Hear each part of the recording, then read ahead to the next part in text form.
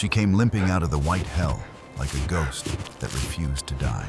Dr. Marcus Reed had seen wolves before, hundreds of them, but never like this. Never walking straight toward a human. Never with a leg shattered so badly the bone gleamed white through frozen blood. Never with eyes that didn't hold fury or fear, but something far more terrifying, desperation. Marcus stood frozen on the clinic porch, his coffee mug halfway to his lips. The wolf stopped 20 feet away, swaying like a tree about to fall. Her right front leg dangled at an obscene angle, useless, destroyed. Every breath she took sent a shudder through her entire body. She should have been dead in a snowbank somewhere, surrendering to the cold. But she wasn't dead. She was here, staring at him with yellow eyes that burned through the February wind like twin suns. Marcus's hand moved instinctively toward the tranquilizer rifle mounted by the door. But something stopped him. The wolf wasn't acting like a wolf. She wasn't pacing, wasn't circling, wasn't preparing to attack or flee. She was just standing there, waiting like she had walked 3 miles through hell to ask him a question. And the question was simple. Will you help me? Marcus had spent 15 years in the Yukon wilderness. He knew the rules: never approach a wild predator, never assume anything, never let emotion override logic. But he also knew what desperation looked like. He had seen it in the eyes of mothers before human and animal alike. This wasn't aggression. This was a plea. The wolf took one agonizing step forward, then collapsed into the snow. Her sides heaved with ragged breaths, her body trembling violently. Marcus made a decision that would haunt him for the rest of his life. He grabbed his medical kit and walked toward her. Marcus knelt in the snow, his hands shaking from more than just the cold. The wolf's eyes tracked him, alert, but not aggressive, calculating but not hostile. He pulled out a syringe of pain medication and spoke in a low, steady voice. Easy now, I'm going to help you. The wolf didn't move as he administered the shot. She just kept staring at him with that impossible intensity, like she was memorizing his face. Within minutes, the medication took the edge off her pain. She struggled to her feet, swaying, and looked toward the tree line. Then she did something that made Marcus's blood run cold. She howled. Not the hunting howl he knew from countless nights in the wilderness. This was different, sharper, more urgent, almost like a scream. And from somewhere in the rocky hills beyond, he heard the answer. Faint, high-pitched, desperate, the sound of wolf cubs crying. Marcus's mind raced, connecting the pieces. She hadn't come here for herself. She had come here because something was wrong with her babies. The wolf turned and started limping back toward the sound, pausing every few steps to look back. She was leading him.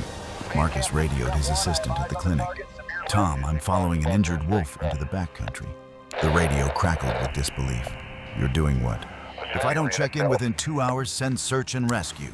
He didn't wait for a response. The wolf looked back at him, her yellow eyes piercing through the swirling snow.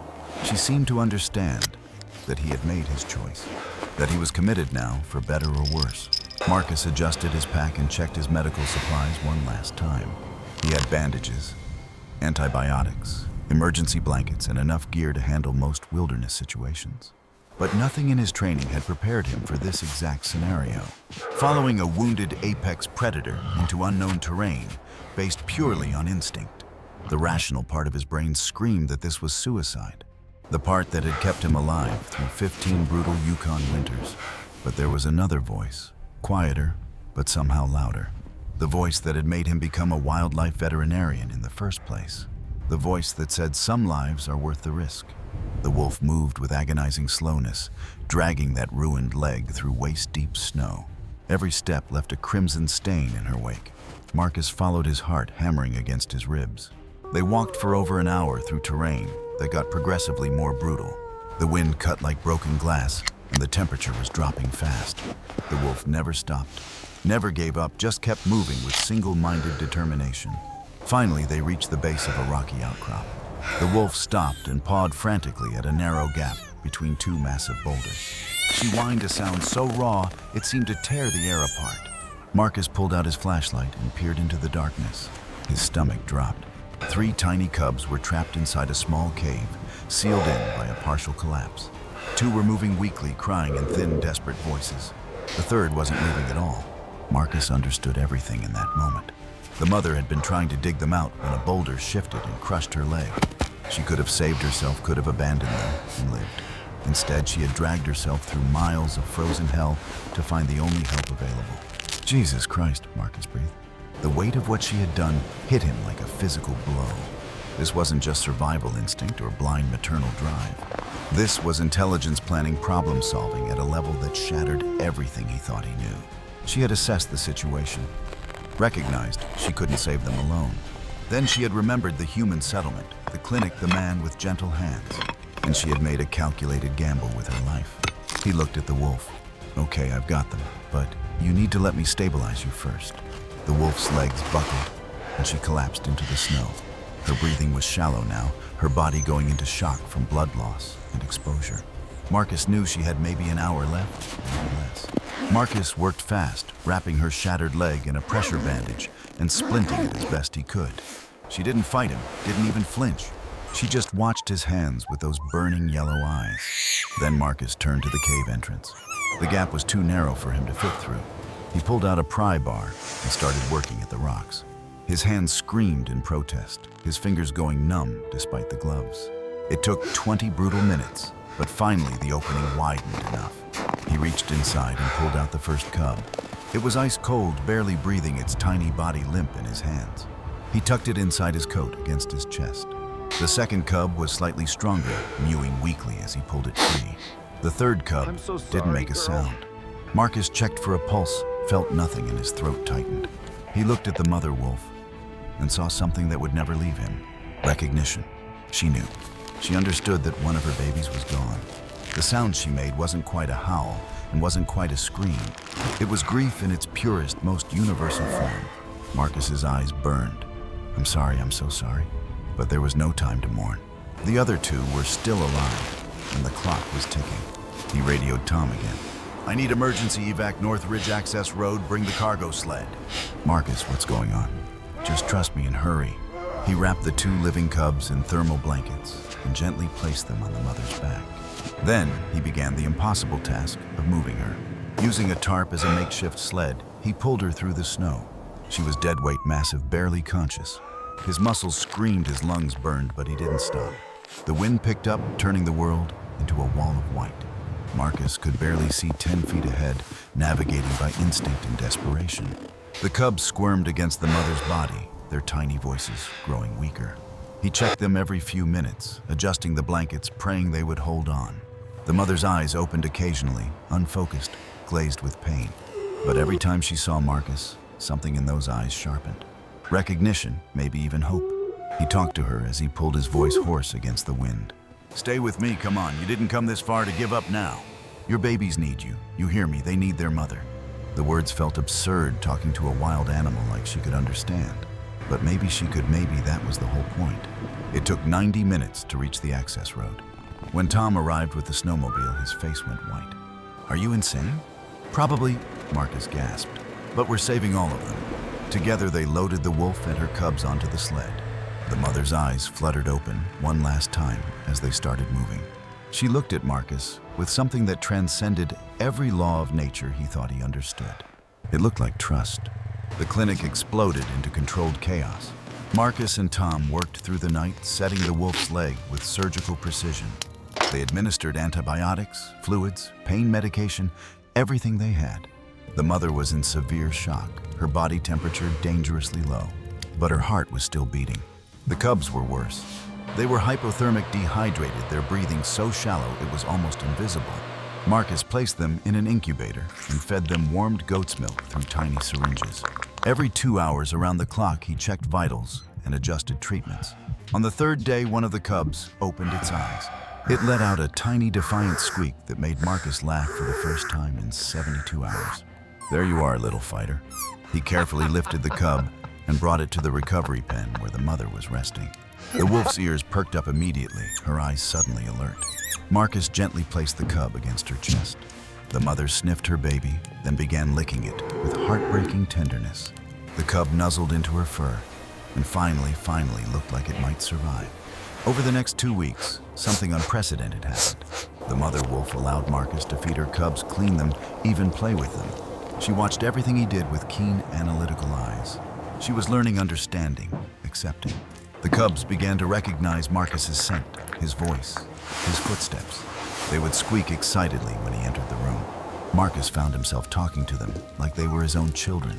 The mother listened to everything, her ears swiveling to track his voice. Tom started bringing his camera to document the unprecedented situation. "The scientific community needs to see this," he said. But Marcus was protective of the footage, worried about exploitation. There was one moment Marcus knew he would carry forever. He was bottle feeding a cub late one night when the mother stood up on 3 legs. She limped over to him close enough that he could feel the heat of her breath. Marcus froze, his heart hammering. Slowly, carefully, the wolf lowered her massive head, and she licked his hand. It wasn't submission or fear. It was gratitude, pure and unmistakable. "You're welcome," Marcus whispered, his voice breaking. Tom witnessed it from the doorway and later told him, "I've never seen anything like that." "She knows," Marcus said quietly. "She knows exactly what we did." The cubs grew stronger each day, tumbling over each other, playing with Marcus's bootlaces. The mother's leg healed slowly but steadily. She would always have a limp, but she would run again. And that was when Marcus realized the dream had to end. They were wild animals. They belonged to the forest, to the pack, to the brutal beauty of nature. Keeping them would be a betrayal of everything they were meant to be. The hardest part of saving a life, Marcus had learned, was learning when to let it go. 6 weeks after the rescue, the veterinary board cleared them for release. Marcus chose a remote location far from humans, rich with prey. The transport was quiet. The mother sat calmly in the reinforced crate, her cubs curled against her. She didn't panic, didn't fight. It was as if she understood this was the next chapter. At the release site, Marcus opened the crate and stepped back. The wolf emerged slowly, testing her healed leg. She was limping, but she was strong. She was alive. The cubs tumbled out after her, yipping and playing in fresh snow. They had no memory of how close to death they had been. To them, this was just another adventure. The mother stood at the clearing's edge, looking back at Marcus. For a long moment, neither moved. Then the wolf did something extraordinary. She walked back toward him and stopped just a few feet away. She lowered her head in what could only be described as a bow. Marcus's eyes filled with tears. "Go on, you're free," the wolf called to her cubs, and they bounded after her. Together, they disappeared into the tree line. Marcus watched until they were nothing but shadows against white. Tom put a hand on his shoulder. "You okay?" "Yeah," Marcus said softly. "Yeah, I am." 3 months passed like a dream Marcus was slowly waking from. He returned to the rhythm of the clinic, treating the usual parade of injured wildlife. He found himself standing on the porch at dawn, scanning the tree line. Then one morning he found something strange on the clinic steps. A freshly killed snowshoe hare, placed carefully on the welcome mat. No tracks, no signs of scavengers, just the offering. Marcus stared at it, his pulse quickening.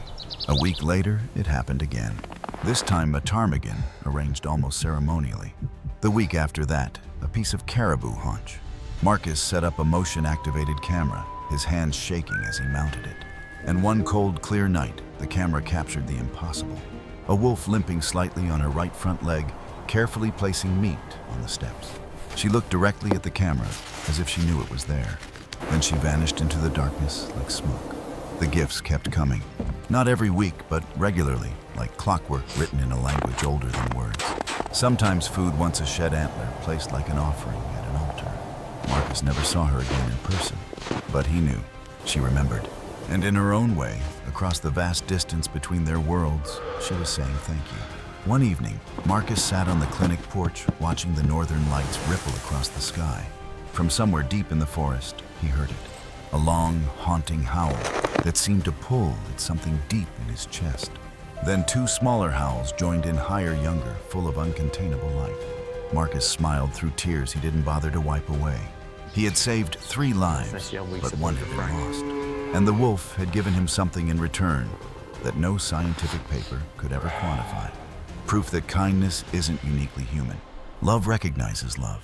And sometimes when you save a life, that life saves you right back. We tell ourselves that animals are driven only by instinct and survival. But every now and then, nature pulls back the curtain. It shows us a mother willing to shatter her own body to save her children. Marcus still works at that clinic in the Yukon. And every winter when the snow falls deep, gifts appear. Reminders that somewhere out there, a family is thriving.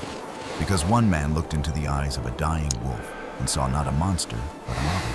If this story moved you, hit that like button and share it. Tell me in the comments. Have you ever witnessed an animal do something that left you speechless?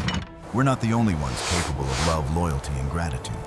We're just the only ones arrogant enough to think we invented them. The wolf knew what Marcus did for her.